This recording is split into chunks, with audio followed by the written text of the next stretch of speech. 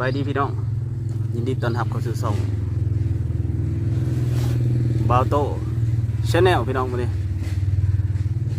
นี้ได้ก้อยกุ้งพี่น้อง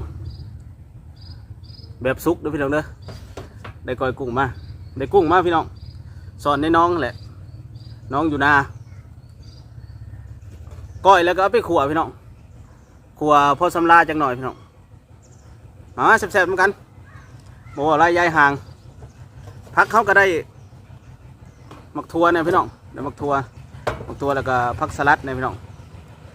มากับบรรยากาศคางเล่าคือเก่าพี่น้องคางเล่าคางเฮือนนี่แหละกับติ๊บเข่าพี่น้องติ๊บเข่าใหญ่ๆแสบๆประกันมาเข่าเศร้าพี่น้อง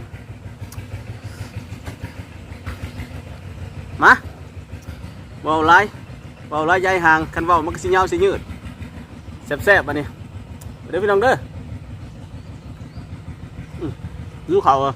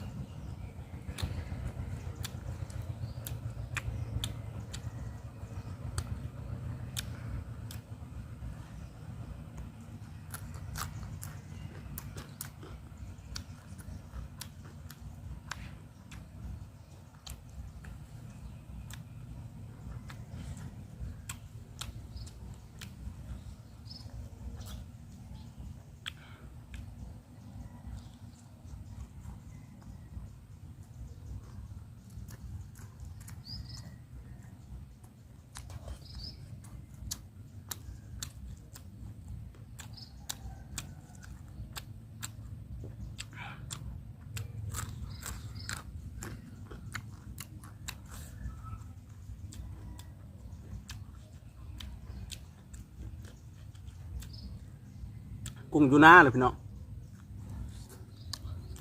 สอนเอามือเท้าเนี่ยกุ้งเลี้ยงไว้พอได้กินพี่น้องเลี้ยงไว้ในน้องสะอยู่นา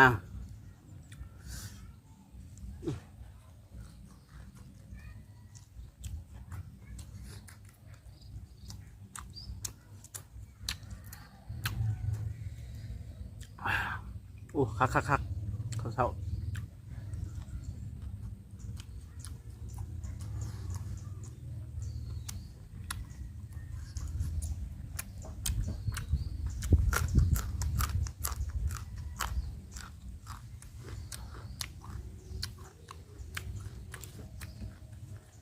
พักเขาในม้วนใช่ไหมสลัด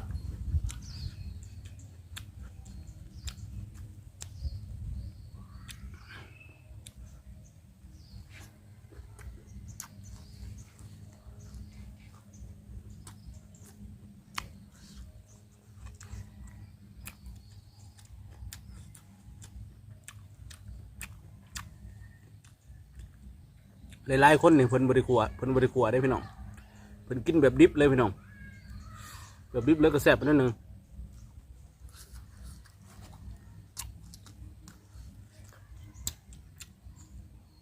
อันนี้ก็ครัวผู้ที่หาดนะพี่น้องครัวไปได้มันสุกขับไปได้ครัวผู้ที่มันหยุกผู้ที่มันออกซีนเรื่องจังหน่อย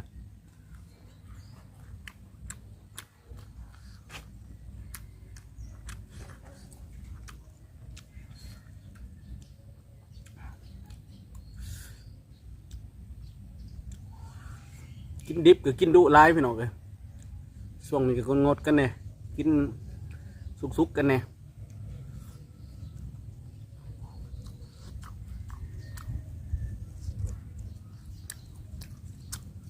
ปกติก็กินดุอยู่หรอกพี่น้องแต่ว่าบริสุทธิ์ออกรายการไปเลย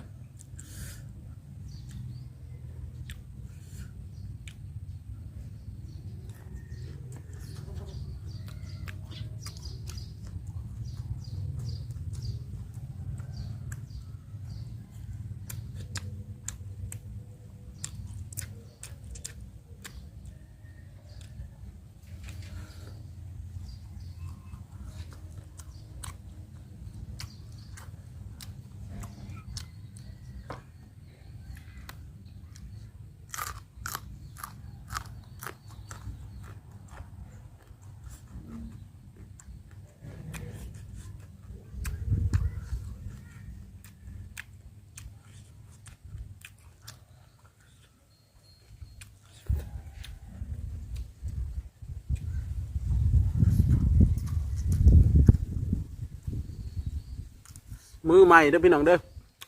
มือใหม่หันอันเอิ้นว่ากำลังเฮียนเห็ดพี่น้องเห็ดคลิปนี่นะเพราะว่าบุถึงมกถึงใจกับบุถึงถึงใจกับขอโทษขออภัยหลายๆพี่น้องเนาะมันไม่กระผากเด้อพี่น้องเด้อผักซองไม้เนี่ย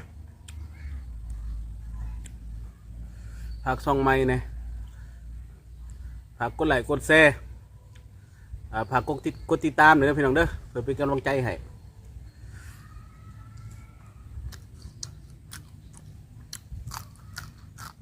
บอกพี่บอกถือกับขอโทษขออภัยกำลังเดินว่าฝึกว่าวอยู่พี่น้องเดินว่าว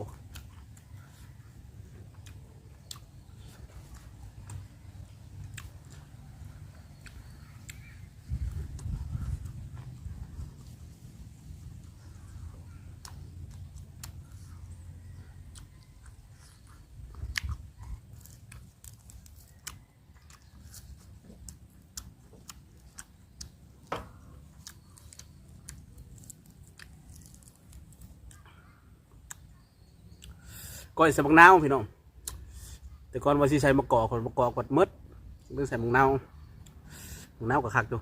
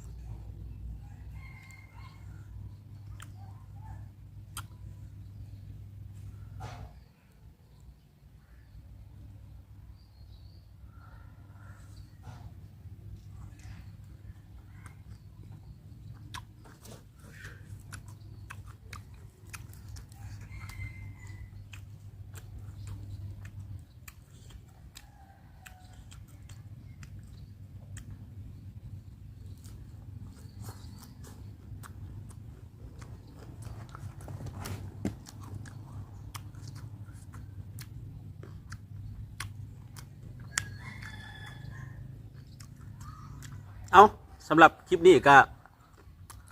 เอาไว้สำหรับก่อนพี่น้องฝากกดติดตามหน่อยพี่น้องเด้อเอาพบกันในคลิปหน้าพี่น้องขอบใจหลายบาย